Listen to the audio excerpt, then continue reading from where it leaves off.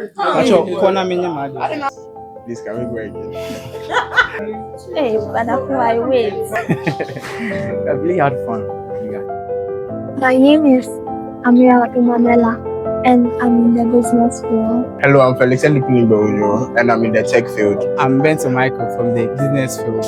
I'm Angelo, and I'm in the business field. My experience here in TROLLEY markets has been great today so far. We have really had fun here. We started with the compound production. I've learned a lot about how our food actually goes through processing, how the industries who produce our food process our food and also package them. As you can see here from production, we have the automatic machines working. You have the manual part. That's where you just package them, you set them for you.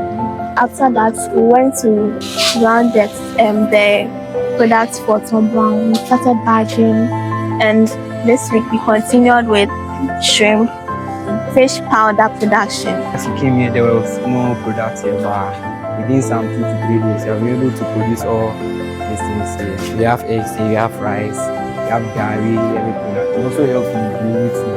And me myself, I've actually packaged some foods and seen how the stress and stuff is, the stress and also the fun that is in it. Yeah, it has been stressful. Sometimes when you get home, your body will be paining you, but you know.